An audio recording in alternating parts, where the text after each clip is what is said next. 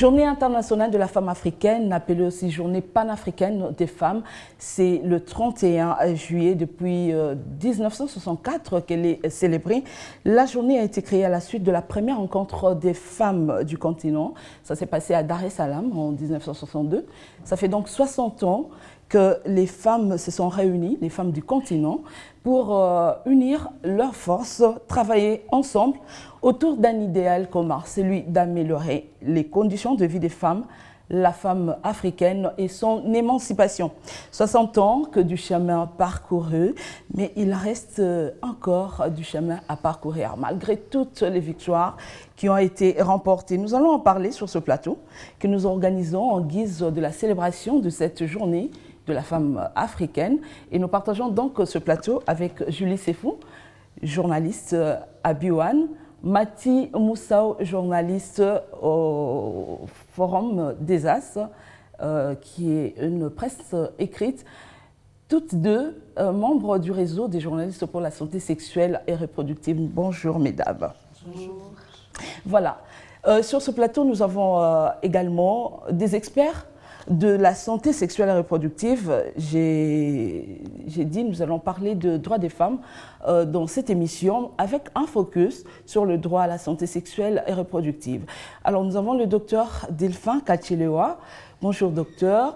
Vous êtes le chargé de plaidoyer, n'est-ce pas, au sein de l'association pour le bien-être familial, Naissance désirable, branche nationale de la Fédération internationale de planification familiale. Nous avons également Madame Dako Myriam. Bonjour Myriam. Bonjour.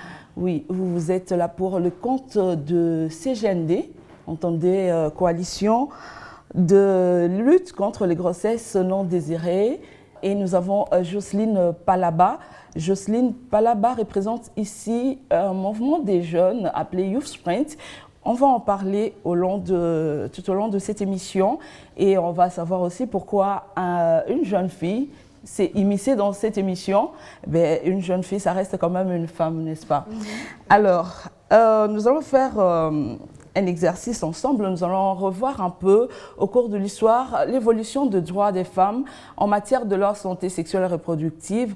Où est-ce que nous en sommes aujourd'hui? Mais avant toute chose, vous permettez sur ce plateau que nous puissions rendre hommage à toutes ces pionnières qui ont jeté les bases pour l'émancipation de la femme africaine, mais aussi pour l'amélioration de ses conditions de vie, pour la promotion de ce droit et le respect de ceux-ci. Nous allons particulièrement rendre hommage à cette femme que vous voyez sur vos écrans. Elle s'appelle Keïta. Qui est-elle, Julie? Alors, c'est une sage-femme militante et femme politique malienne. Elle était née le 2 juillet 1912 à Bamako, c'est-à-dire au Soudan français de l'époque. Elle est déjà décédée. Elle est décédée en 1980, c'était le 7 mai. C'était une figure de l'indépendantisme, du syndicalisme et du féminisme au Mali. C'est parmi les pionnières de l'indépendance. Elle a été militante politique, combattante de l'indépendance du Soudan français. Alors, elle est élue en 1959, députée de la Fédération du Mali à Sikasso. Elle est alors la première femme malienne à être élue à ce poste et à ce titre, elle participe à l'élaboration de la constitution de la Fédération. Elle est à l'origine de la Journée internationale de la femme africaine, celle que nous célébrons aujourd'hui, promulguée par l'Organisation des Nations Unies et l'Organisation de l'Unité africaine le 31 juillet 1962. Et en 1962, justement, elle participe à la conférence des femmes de Dar es Salaam, vous l'avez dit tout à l'heure, qui donne naissance à cette organisation panafricaine de femmes. En 1975, elle publie « Femmes d'Afrique, la vie d'Awa Keïta racontée par elle-même ». C'est là qu'elle précise elle, une femme intellectuelle, mais face à une double confrontation, il y a la colonisation, mais il y a aussi les traditions africaines. Il faut faire face à ça. Alors, le coup d'État militaire réalisé par Moussa Traoré en 1968 marque aussi la fin de sa carrière politique. Elle quitte alors le Mali et rejoint son second mari en République du Congo en 1970. Elle ne rentrera au Mali que 7 ans après et elle mourra une année plus tard, à l'âge de 67 ans. Voilà un nom africain j'allais dire même panafricain, qu'il faut retenir, on ne peut pas oublier. C'est un nom qui est rattaché à cette journée que nous commémorons aujourd'hui, journée internationale de la femme africaine. La femme africaine, elle a milité pour ce droit. Elle a milité notamment pour son émancipation aussi corporelle, n'est-ce pas? Elle a milité pour ce droit sexuel et reproductif. Alors, on va commencer par cette question. Ça nous engage, nous tous ici sur ce plateau. Est-ce qu'on peut identifier, docteur Delphin, Myriam, Mathie, Julie, on peut identifier ici le problème lié à la santé sexuelle et reproductive contre lesquels les femmes se sont battues durant toutes ces années, des problèmes auxquels elles étaient confrontées et qui expliquent en fait leur combat en matière de santé sexuelle et reproductive. Ok, merci beaucoup, cher Bibiche. Nous sommes très honorés de nous retrouver parmi vous et discuter de ces sujets, qui est très important. En fait, il faut savoir que la colonisation, comme on nous le raconte dans l'histoire, semble avoir perdu beaucoup de vies africaines, mais le non-respect des droits de la femme en Afrique en a emporté beaucoup. Ça, c'est un élément très important. On n'a pas documenté. On n'a pas rédigé des livres, on n'a pas assez de références. C'est juste à peine avec les soins de santé primaire qu'on réalise qu'on pouvait documenter quelque chose. Oui. Mais beaucoup de décès en République démocratique du Congo comme en Afrique étaient liés au problème de non-respect des droits de la femme. Je me retrouve au village à Kanyabayonga où la femme se marie à 15 ans et ne s'est même pas mariée. Elle a été donnée pour épurer une dette à l'âge de 15 ans. Et de 15 ans jusqu'à 50 ans, elle met au monde, sans respect de son droit à l'épanouissement, elle était obéissante. Et obéissance dans le sens qu'elle était subisseuse de principe. Alors, même si elle pouvait revendiquer, la société lui disait « tu dois supporter la femme africaine, c'est ça ». Et de là, s'il faut secouer toutes les tombes aujourd'hui dans tous les pays, on se rendra compte que beaucoup de femmes ont été enterrées de suite de manque de non-respect de ses droits, comme chez l'homme, que de suite d'autres maladies. Je prends l'exemple le plus patent, c'est celui de droit santé sexuelle et reproductive. Beaucoup des maladies qui ont tué la femme depuis l'histoire sont plus liées à sa sexualité, dans la plupart des cas. C'est pourquoi il y a même tout un département en médecine qui s'occupe de la femme. Beaucoup de problèmes, que ce soit psychologique, que ce soit cardiaque, ont pour cause, dans la plupart des cas, le problème lié au non-respect des droits santé sexuelle et reproductive. Je prends un petit exemple. Elle va au champ, elle fait les maniocs, comme ma mère, elle va au champ, elle prend les maniocs, elle met dans l'eau, elle trempe dans l'eau, parce que chez nous au village, on mange les foufous à base de manioc. Vous mangez à la chikwang. Elle rentre, elle est totalement épuisée. Elle doit s'occuper des enfants comme elle doit s'occuper du mari. Cette occupation ne va pas se limiter à table. Et va jusque dans la chambre à coucher. Et le lendemain, elle se retrouve enceinte pendant que son bébé n'a que 1 année et 12 mois. Vous comprenez la chaîne? Okay. Et le lendemain, elle n'est même pas accompagnée d'une nounours. Elle doit reprendre le même cycle pour nourrir et soutenir sa famille. Et au-delà de ça, elle doit s'occuper des enfants qui commencent à peine d'étudier. Toute cette charge-là, toutes est charge. Vous comprendrez que plus les droits de la femme ne sont pas respectés, plus elle devient subisseuse et plus elle subit, elle devient vulnérable. Et dans la plupart des cas, elles finissent par mourir à petit feu sans le dire au nom de « il faut supporter », c'est ça le mariage. Aujourd'hui, on célèbre cette journée, mais il faut qu'on réfléchisse. 60 ans après, s'il arrivait qu'il y avait une femme qui était née le jour qu'on a institué cette journée, aujourd'hui elle a 60 ans, c'est elle qui peut nous donner un témoignage. Qu'est-ce qui a évolué? À part le fait d'être manchon, on les a coupé les mains pour être esclaves, mais cet aspect a déjà été sauté depuis un bon bout de temps. Mais aujourd'hui, nous-mêmes qui gérons maintenant les politiques dans nos pays, nous-mêmes qui gérons maintenant les stratégies de gestion du genre et de la promotion de la femme dans le pays, qu'est-ce qui a avancé? C'est au fait cette réflexion qu'il faille faire aujourd'hui et réveiller plusieurs, tout en disant que si la femme elle-même ne se prend pas en charge, personne ne la prendra en charge. Et donc, il faut dire que depuis des années, en fait, quand on parlait même des services ou quand on parle des services de santé sexuelle et reproductive, c'était essentiellement lié à l'accouchement, n'est-ce pas? Dans la plupart des cas, c'était plus la maternité. En fait, on ne faisait pas trop allusion à la gestion corporelle. Parce qu'aujourd'hui, le droit de la femme, ce n'est pas seulement sur le plan sexuel, genre avoir le rapport. Oui. C'est aussi sur son hygiène personnelle. Est-ce que vous savez que pour qu'un ovaire puisse donner un ovocyte 2, il faut que la femme puisse être en état psychologique convenable? Est-ce que vous savez ça, madame? Et vous savez que pour qu'une femme puisse avoir une menstruation régulière et bien gérée, il faut que sa psychologie soit cohérente et qu'elle soit suffisamment bien respectée par son entourage. Vous savez ça? Donc du coup, quand on parle de droit santé sexuelle et reproductive, on ne fait pas allusion seulement au contact sexuel entre deux partenaires, mais aussi à toute cette gestion de son hygiène mentale, de son hygiène menstruelle et de tout ce qu'il y a comme hygiène sociale qui est la base du bien-être familial. Parce qu'une femme bien gérée, une femme bien encadrée, elle donne les meilleurs d'elle-même et la famille est luisante. Alors, est-ce qu'on peut épingler d'autres problèmes, Myriam Dako? Oui, bien sûr, je vais compléter Dr Delphin. Parce que comme vous l'avez dit, moi je fais partie de la coalition de lutte contre les grossesses non désirées, qui est une coalition qui, dans son sein, a plusieurs structures de droits de femmes. Donc, par rapport à ces problèmes de santé sexuelle et reproductive, nous, la coalition, pratiquement ici à Kinshasa, on est en train de célébrer, bien sûr, le 31 juillet, qui est une journée panafricaine. Mais nous, on a eu à démanteler ou à faire 2 enquêtes ici à Kinshasa. On n'a pas voulu aller trop loin, faute de moyens financiers. Donc, on a eu à faire 2 enquêtes ici à Kinshasa pour savoir l'état de lieu de la fille ou de la femme congolaise. En ce qui concerne le problème lié à la santé sexuelle et reproductive, ici à Kinshasa, on a pu constater que les femmes et les jeunes filles meurent en silence. Alors la coalition s'est dit, on doit porter la voix de ces femmes qui n'ont pas la voix. Donc on porte la voix de ces sans-voix. Comment nous le faisons? C'est vrai qu'il y a des avancées. Nous avons plusieurs lois.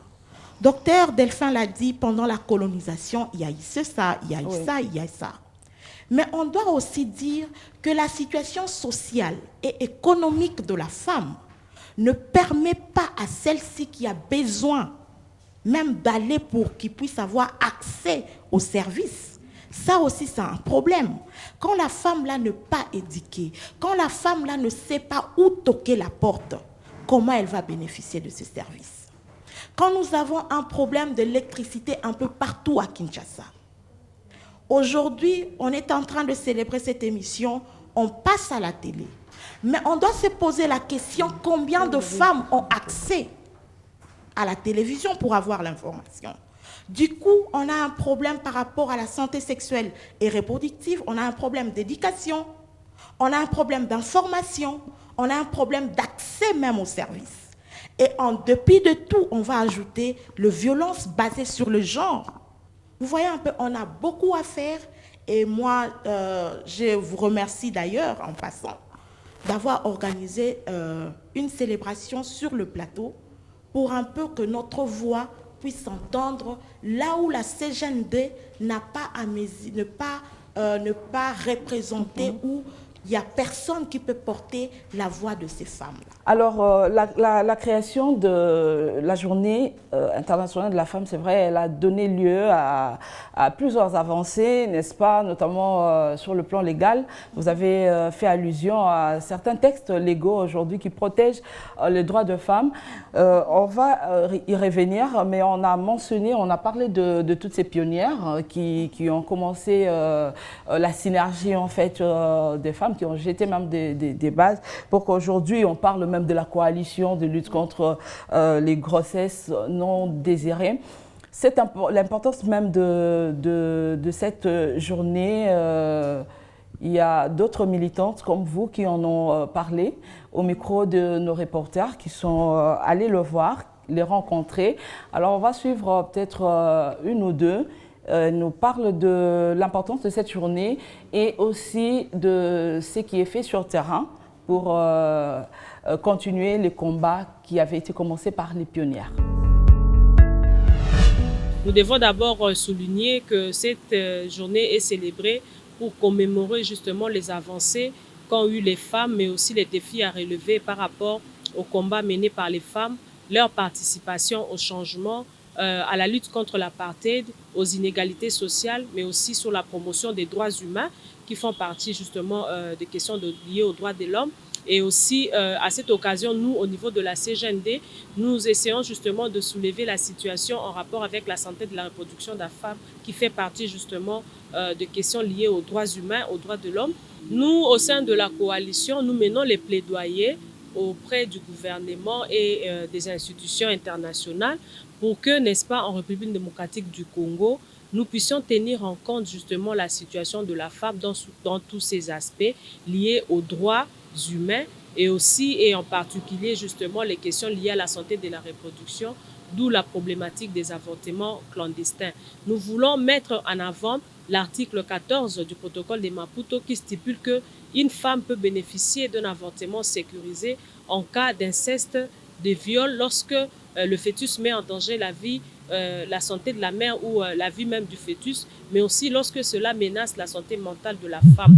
Nous venons aussi aujourd'hui, à l'occasion de cette journée internationale, rappeler au gouvernement, aux décideurs, la prise en charge effective de la femme qui a besoin de cet avortement sécurisé et aussi de pouvoir disponibiliser dans des centres les espaces appropriés pour que les femmes puissent bénéficier des avortements sécurisés et aussi des personnels qui sont mis à la disposition, qui soient formés, ces prestataires soient formés, mais aussi qui puissent avoir une prise en charge de l'État pour pouvoir assumer leur exercice. Nous voulons aussi sensibiliser les femmes qu'il y a les méthodes de planification familiale. Si nous voulons préserver les vies, nous voulons limiter les mortalités maternelles, mais aussi les taux de morbidité, nous devons nous-mêmes aussi être conscients des risques que nous prenons lorsque nous pratiquons les avortements clandestins. D'où la meilleure méthode, c'est aussi l'utilisation d'une bonne planification familiale et de se rendre responsable de ces actes. La journée de la femme africaine nous permet de pouvoir nous concentrer plus sur nos réalités africaines. C'est un moment important qui nous permet de pouvoir évaluer les différents instruments juridiques au niveau africain, nos différents instruments juridiques, où est-ce que nous en sommes par rapport à cette lutte que nous menons en faveur des droits des femmes. Et vous, comme vous le savez très bien, les différents instruments juridiques que nous avons au niveau de notre continent africain, comme par exemple la Charte africaine des droits des peuples, le protocole de Maputo, et nous travaillons également sur l'agenda 2063. Ce sont des documents quand même qui nous permettent, qui reflètent la plupart des réalités que vivent les femmes africaines, la plupart des défis que rencontrent les femmes africaines et qui nous permettent à chaque moment de pouvoir nous remettre en cause pour voir comment est-ce que nous sommes en train d'évoluer. La femme africaine, de manière générale, et congolaise de manière particulière, ne jouit pas complètement de ses droits sexuels et reproductifs. Nous sommes confrontés à plusieurs défis. Ce n'est pas seulement même sur le plan sexuel et reproductif, c'est presque sur tous les domaines, sur le plan de la participation politique, sur le plan de la jouissance même de nos droits civils et politiques. Donc la femme africaine est confrontée à plusieurs défis qui sont d'abord dus par rapport à nos différents pesanteurs socioculturels. Vous savez qu'au niveau de l'Afrique, avec tout ce que nous avons comme coutumes et autres, nous faisons des questions liées à la santé sexuelle, des questions taboues. Or, la première des choses, c'est d'abord l'information. En matière de santé sexuelle et reproductive, avoir accès à une bonne information, avoir accès à des services adaptés. Or, nous, la plupart de nos pays, nous n'avons pas vraiment, les femmes ne jouissent pas des soins médicaux qui sont adaptés à leurs besoins. Voilà, nous venons là de suivre Nora Ipanga, secrétaire exécutif de la coalition de lutte contre les grossesses non désirées, suivie de Fifi Baka, la présidente du réseau Rien, elles sont les femmes, qui est un réseau qui regroupe plusieurs femmes, plusieurs organisations plutôt de femmes qui militent également pour le droit des femmes, Julie. Alors tout de suite, on a vu avec les expertes aussi qu'il y a eu des avancées, du moins sur le plan légal. Les droits en matière de santé sexuelle et reproductive ont été reconnus par des textes légaux. Peut-on alors aujourd'hui dire qu'à travers cette reconnaissance, du moins sur la lettre, n'est-ce pas, cette reconnaissance est venue résoudre des problèmes décriés d'entrée ici de ce plateau, docteur? Ok, merci beaucoup. Vous savez, l'efficience de tout engagement, c'est d'arriver au résultat attendu en fonction du moyen dépensé. Si toute la paperasse remplit nos bibliothèques, nos arsenals juridiques, tout ça, la finalité que la population attend ou la finalité que la communauté attend, c'est de voir tout ce qui a été couché par écrit être vécu par cette femme. Ah, je pose juste la question de savoir à quoi est en train de servir le protocole de Maputo aujourd'hui. Ça, c'est une question. Est-ce important d'avoir des douces signatures sur un document? En fait, c'est sans ambition de vouloir culpabiliser quelqu'un ou bien pointer de doigt un service, mais je nous pose seulement la question. Les avancées ont eu lieu. On a félicité cette volonté de législateur de penser à ça, de mettre en place de lois, de textes et autres. C'est bien bon. Maintenant, là... Encore que c'est quand même les résultats de certains plaidoyers, des lobbies. Oui, exactement. Ce sont les résultats de processus. Ah, ouais. Exactement. La finalité, c'est que cette femme soit épanouie. Et on n'acclamera pas, d'autant plus que la situation avancera à cette vitesse ou s'arrêterait à ce niveau. C'est pourquoi il est important pour des organisations de la société civile qui militent pour le droit de la femme de ne jamais dire assez à des résultats, mais de dire ce n'est toujours pas assez. Ouais. Ma collègue Myriam Dako venait de soulever les problèmes par rapport au viol et autres. On vit chaque jour ces cas-là. Et des femmes intellectuelles, et des femmes professionnelles, et des femmes maraîchères, y compris les filles qui viennent de commencer leurs études maintenant. Ces cas se vivent du matin au soir. Mais la finalité, c'est que des fois, il y a des silences juridiques. Des fois, vous, les médicaleux, vous pouvez prendre en charge. Les psychologues peuvent accompagner. Mais les juridiques, pour juguler, pour que les sanctions qui viendront servent des modèles à ce que le prochain bourreau ne revienne. Le bourreau se pavane. Il n'y a rien, mais par contre, des fois, ils se sentent protégés. Nous apprécions. Aujourd'hui, il y a la loi qui condamne à plus de 20 ans. Mais vérifions dans les combien ont été condamnés, ils sont incarcérés, effectivement. Combien ont été punis? Parce que la punition n'est pas une décision du juge. C'est une décision collégiale de toute une nation dans la loi. Mais est-ce que vous ne pensez pas que par rapport à la loi, par rapport au droit, justement, exiger des preuves parfois met en mal aussi les victimes? Le mal vient d'où? Ça, c'est la question. Ce n'est pas mettre à mal qui est un problème, mais c'est le mal là vient d'où? Moi, je me dis, des cas avérés existent. Et il y a des récidivistes en matière de viol. Boss, pauvres, déjà, il y en a beaucoup. Beaucoup de cas. Et des fois, beaucoup de cas se traitent en coulisses. Je dis à l'introduction, si la femme elle-même ne se donne pas de la valeur, ne se lève pas, personne ne le fera à sa place. Permettez, je sais que ceux qui nous suivent, il y a chrétiens et musulmans, il y a toutes tendances confondues. Mais il y a un livre où une dame s'est décidée de toucher là où ça faisait mal et sa situation a été résolue. C'est à ça que j'invite la femme congolaise, la femme africaine, de se lever. Celle qui est violée, de se lever, de le dire. Parce que de par elle seule, elle peut sauver toute une multitude qui sont dans le plan des bourreaux. Les preuves existent à l'hôpital. Si vous venez, on va vous les produire. Bien sûr, il faut un accompagnement juridique. Parce que les documents du médecin sont des documents médicaux, légaux. On ne les livre pas n'importe comment. Donc les preuves et les évidences existent pour prouver les culpabilités des uns et les culpabilités médicales plutôt, des uns et des autres, et puis au juridique de continuer, malheureusement, en ce qui concerne l'avortement sécurisé, chose que nous reconnaissons depuis trop longtemps, dans notre serment, et avec tout ce qu'il y a eu, les lois des peuples autochtones, le protocole de Maputo, c'est venu ajouter parce que la société est évolutive, nous mutons. Si nous sommes restés en retard, c'est parce qu'on s'est beaucoup accroché aux us et coutumes et traditions. C'est pourquoi notre société n'a pas évolué. On ne dit pas que la société change, mais que la société s'adapte. s'accommode à la vitesse du monde pour pouvoir résister. Sinon, il y aura un déphasage. Donc, il faut seulement qu'on soit un tout petit peu sérieux, assez qu'on comprenne ce que vaut la femme en RDC, ce que vaut la femme et la jeune fille en Afrique. On va résoudre beaucoup de choses. Oui, en parlant de la jeune fille, justement, on en a une dans le panel, Jocelyne. Oui. Quels sont les problèmes de la jeune fille aujourd'hui? Je pense qu'elle est aussi protégée, n'est-ce pas? Les lois qui protègent la femme, elles protègent également la jeune fille. En fait, la jeune fille, la femme de manière générale, a des problèmes multisectoriels. Pourquoi je dis multisectoriels?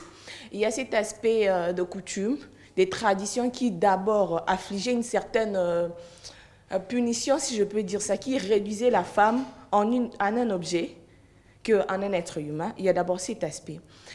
Une fois, je me rappelle, quand j'étais partie pour représenter les jeunes femmes lors d'une conférence sur briser les silences, qui en fait sollicitait, amenait la femme à se lever contre les mutilations des organes génitaux féminins et contre les mariages de jeunes enfants. J'ai été curieux de croiser un homme d'affaires dans l'avion qui m'a posé une petite question.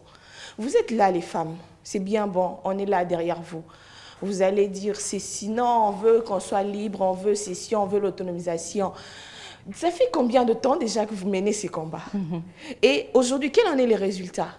Cette question m'a fait réfléchir. Une question très importante. Voilà. Et quand je suis arrivée là-bas, j'ai levé le doigt juste pour dire une seule chose. On a eu à faire des tas de panels. On en a fait beaucoup. Les femmes se sont réunies de tous les pays, de tous les continents. Mais pourquoi y a-t-il pas d'impact vraiment vivable au milieu de la société? On a vu des résultats, c'est vrai, on a vu des avancées. Oui. Julie a dit, du moins sur le plan de la lettre, on a des textes légaux qui protègent la femme, mais dans la réalité, on vit encore de problèmes. La femme se plaint encore. Il y a la jeunesse, la pauvreté. Tout ça tient en compte. Une fille qui chez elle, son père est ivrogne, il s'enivre du matin au soir, la maman va dans des commerces du matin au soir, elle reste à la maison, il n'y a pratiquement rien à manger. Il y a un monsieur là juste au coin qui lui propose, je vais t'acheter le pain chaque matin, en contrepartie tu me donnes ça. Pour certaines personnes, on peut se dire, non, ce sont des affaires, donnant, gagnant, gagnant, c'est comme ça que ça s'est dit. Mais est-ce qu'en réalité c'est donnant, gagnant, gagnant? Qui gagne et qui perd? N'est-ce pas la jeune fille qui perd? Parce qu'elle ne sait pas ce qu'elle donne en réalité, elle ne sait pas. C'est ça aussi de belles questions. Et donc, tous ces problèmes-là, ça se crée, ça se pose à tous les niveaux et il faut trouver des solutions. Également, à tous les niveaux, une question a été posée, la fille, est-ce qu'elle est suffisamment capacitée pour pouvoir défendre ce droit, pour même reconnaître ce droit, pour connaître elle-même ses droits? On a posé quand même la question à quelques jeunes filles, jeunes garçons. On est allé dans une université. On va suivre un peu leurs avis et puis on revient tout de suite après. La femme congolaise a ses propres droits. Elle a le droit de décider combien d'enfants elle doit faire. Parce qu'elle ne doit pas prendre des grossesses successivement parce que ça aussi, ça nuit à sa santé. Pour moi, je dirais que la femme a droit à la liberté d'expression. Elle a le droit de choisir avec qui elle va se marier. Et dans nos anciennes coutumes, les parents avaient, ils choisissaient pour nous, genre l'homme avec qui tu peux te marier, et pour la femme aussi. Mais avec ce temps ici avancé, la femme a la liberté de choisir avec qui elle peut se marier, le nombre d'enfants qu'elle peut avoir. Alors, les femmes ont d'abord des droits inhérents à chaque être humain, comme le droit à la vie, le droit à la dignité, au respect de la dignité. Mais elles ont également d'autres droits plus spécifiques à la femme, comme le droit de choisir leur partenaire sexuel, de choisir le nombre d'enfants qu'elles veulent avoir et ainsi de suite. Le protocole de Maputo, en tout cas avant aujourd'hui, j'en avais aucune connaissance. Maintenant, je pense que j'en ai entendu parler et je le trouve vraiment intéressant, très très intéressant. Comme tout être humain, les femmes ont également leurs droits. Les droits au respect, dignité, le droit au vote. Bon, étant donné que dans un foyer, on s'entend toujours avant de décider. Si moi, par exemple, je dis donc, nous aurons 5 enfants et la femme se décide d'avoir 3, toutefois, on doit se concerter pour essayer de trouver un consensus avant de faire toutes choses. Bon, vraiment, on a RDC, bana basi, baza vraiment na makokiti. Baza na makokiti pourquoi? c'est parce que mes parents, surtout mes parents, et ça, mes parents, tout ce qui a beau moi, moi aussi, à l'objet, ça a l'importance, c'est malama bota na moi na mobali, yende a konzi, et tout comme ça. Na yebi, na famille moko, na kotanga komote tout ça na caméra, para boti ba na basi 4, mon bali ka moko. Na place attendre ça ba na basi wana yon so 4, a préféré attendre ça moi na mobali pour yebi que moi na moi si, ok, au ça la foyer na ailleurs. D'où inutile attendre ça moi na ba classe supérieure. Peut-être moi, je suis un diplôme d'État, à la un diplôme d'État pour yo qui ne la foyer na yo ailleurs. Donc, en RDC, c'est vraiment basé na valeur et pas na parents. Je vais poser la question au docteur Delphin. Vous avez tout à l'heure évoqué l'arsenal juridique que la RDC dispose concernant les droits des femmes. Est-ce que ces droits-là sont respectés? Et si ce ne sont pas respectés, qu'est-ce qu'il faut faire?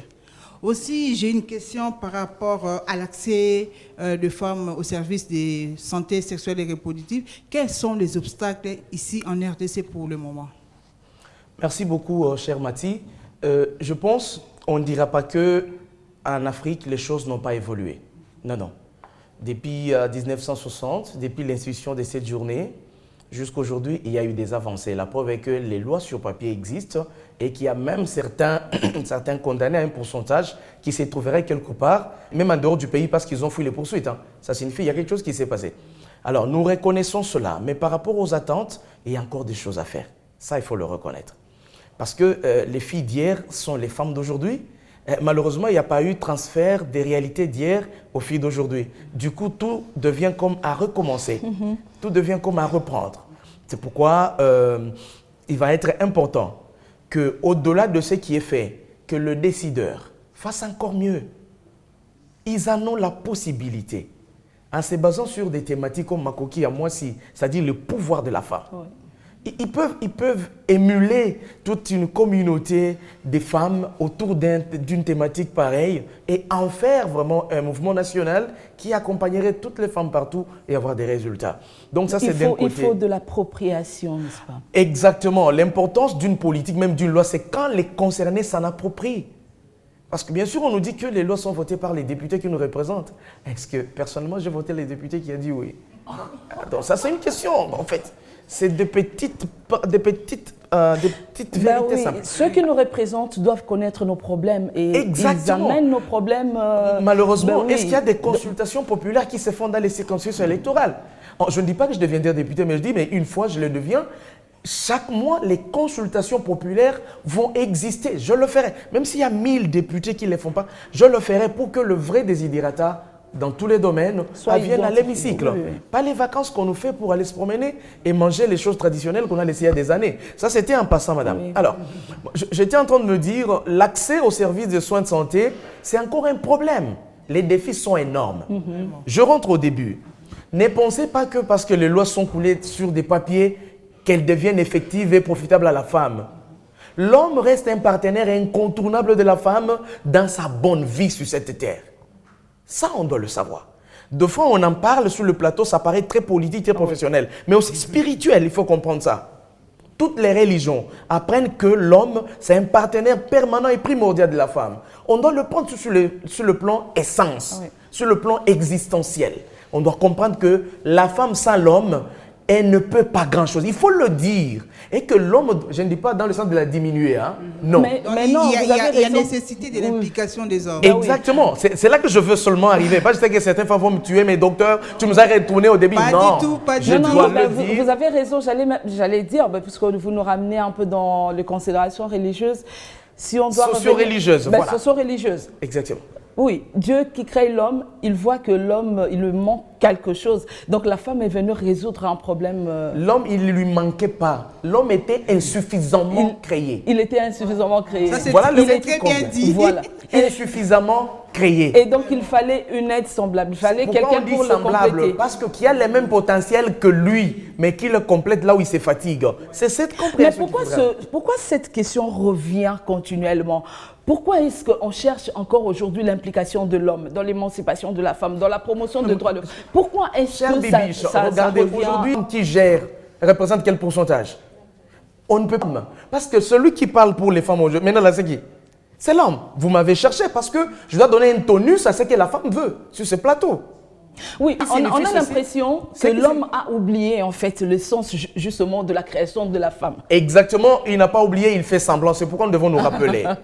Il ne faut pas faire semblant. Voilà. Parce que vous pensez suffisamment, nous pensons suffisamment nous suffire de nos 70% des capacités. C'est bien bon, mais avec les 30% que la femme peut apporter, ça fait une nation. Ça fait un pays, ça fait une société. Donc alors, vous êtes en train de dire que l'homme a 70%. Je n'ai pas dit ça, je parlais juste de l'insuffisance de sa création.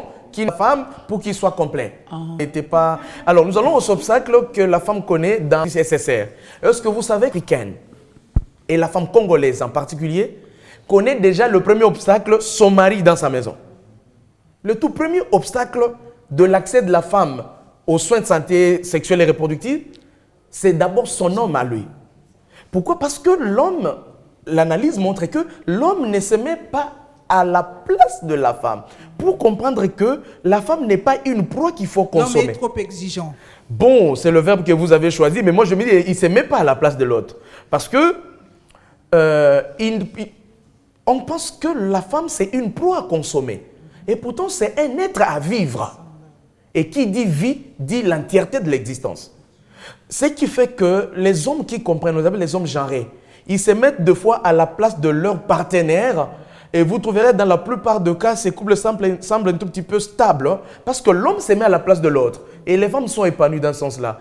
On se dit, si les décideurs pouvaient comprendre que faire les lois, c'est un fait, mais accompagner la femme dans l'accès à ce droit était un autre, serait une très bonne chose. Si le premier obstacle, c'est déjà l'homme, donc le remède, c'est que l'homme se mette à la place de la femme, comprenne que la femme souffre même si elle ne le dit pas. Seulement, Dieu lui a donné un grand cœur pour supporter. Le premier obstacle, c'est l'homme. Oui. Et le deuxième que vous identifiez... Le deuxième, c'est pratiquement les politiques. Je parle de la société. Oui.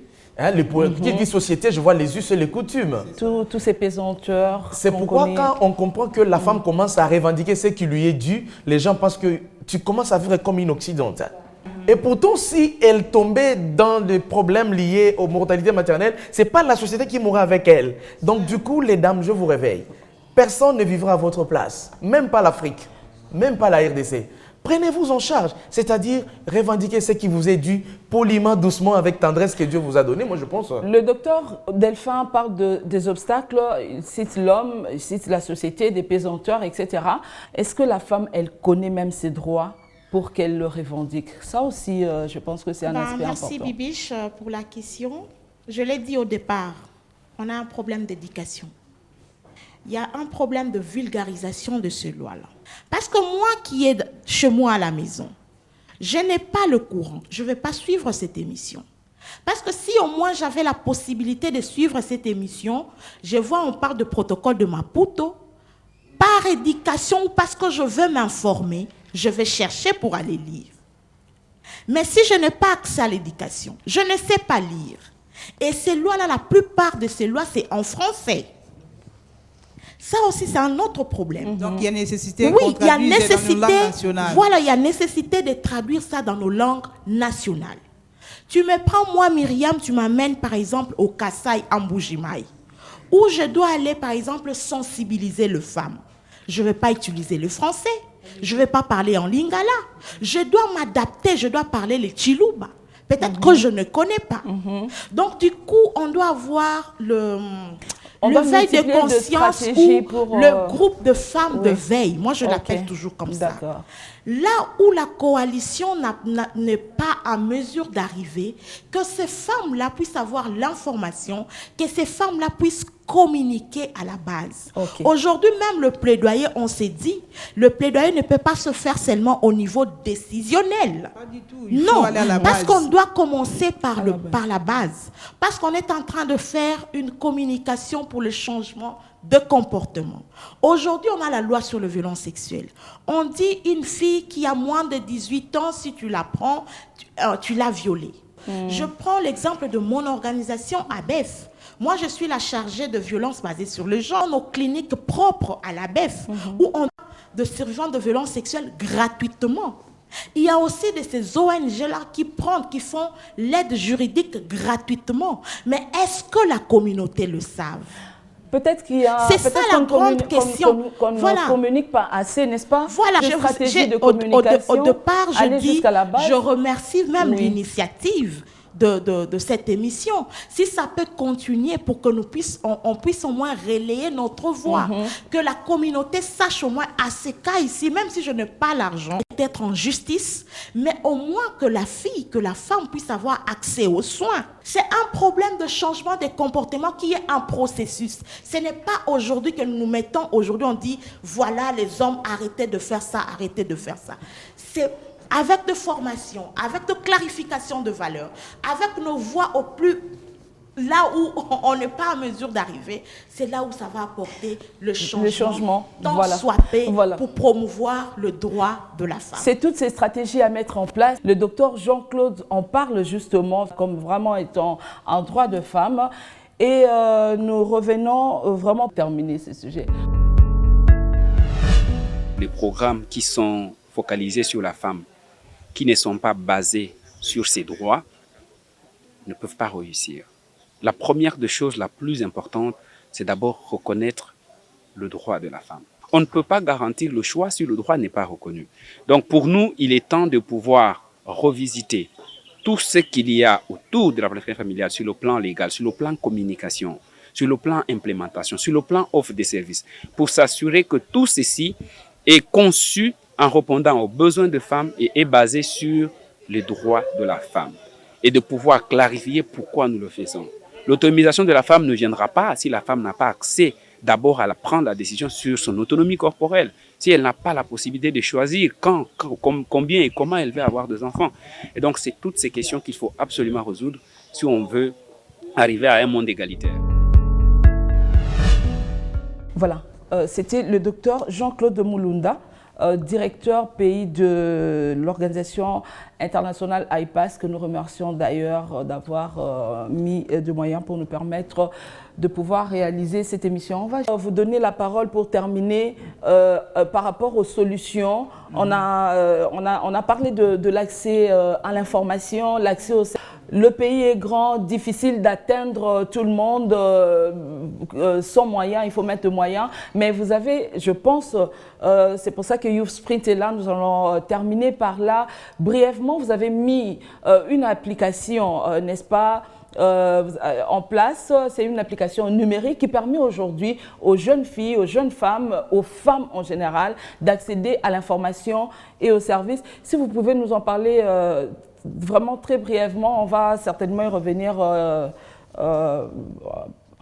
plus tard. Oui, voilà. L'application, c'est un numéro WhatsApp. Premièrement d'abord, c'est un numéro WhatsApp. C'est un peu comme un tableau où vous cliquez selon les préoccupations.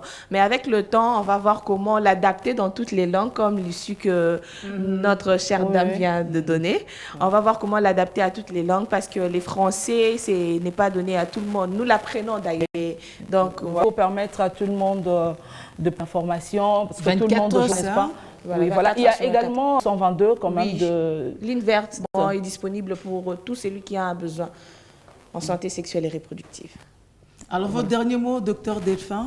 En fait, j'ai toujours aimé, quand il y a un sujet qu'on déballe comme ça et qu'on n'a pas de solution finale, qu'on donne les pistes des solutions. Ah ouais? Par rapport aux décideurs, je sollicite du pays et enfants d'Afrique, si on peut quitter les théories, c'est-à-dire tout ce qu'on a rédigé, qu'on puisse le mettre en pratique avec des experts. Mais arriver au niveau de la communication, pourtant, je sais que les seules personnes qui peuvent nous aider à atteindre une plus grande masse, c'est que chaque représentant du peuple puisse communiquer avec le nombre de personnes qui ont voté pour lui.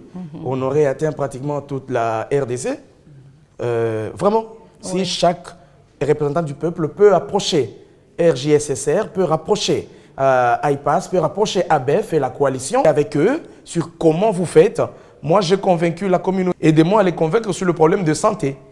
Un plus grand nombre. Pour ce qui est d'obstacles, je souhaiterais que les politiques en termes de santé vulgariser tout ce qu'il y a comme information de santé pour protéger les droits de la femme. La santé numérique n'est pas du reste. On est en train de voir aujourd'hui les applications commencent à pulluler au-delà de Nurse Nissa. Nurse Nissa. Et il y a d'autres applications que d'autres maisons aussi ont développées. Il y a aussi Afiabora sur la liste. C'est parmi les applications aussi intelligentes qui permettent les téléconsultations, inscriptions avec l'offre des services, la possibilité de se déplacer. Myriam Dako, vous êtes également de l'ABEF, mais ABEF fait partie des associations membres de la coalition de lutte contre les irrés. Jocelyne, merci. Vous êtes venue représenter Youth Sprint avec tous ces jeunes derrière vous, les jeunes qui sont venus représenter différentes associations membres de Youth Sprint, qui est ce mouvement milité, n'est-ce pas? Mati Moussao, journaliste aussi pour le droit des femmes. Mati Moussao a accompagné beaucoup d'activités dans le pays qui touchent la notion de droit des femmes. Merci d'avoir été avec nous. Julie Sefou, on vous votre travail dans B1 pour la promotion également des droits. Merci à toi. Merci à toute l'équipe qui nous a accompagnés, l'équipe technique. Merci à iPass pour l'appui et merci à vous de nous avoir suivis, d'avoir prêté à cette émission célébrée à l'occasion de la journée femme africaine, journée panafricaine de femmes, si vous voulez, le 31 juillet. Ça fait 60 ans que les femmes, les pionnières, se sont réunies pour la première fois. C'était à Dar es Salaam, on l'a dit. Et voilà, nous poursuivons la lutte pour que demain, la femme congolaise, la femme africaine puisse se dire réellement épanouie. Encore une fois, merci. Portez-vous bien chez vous. Au revoir.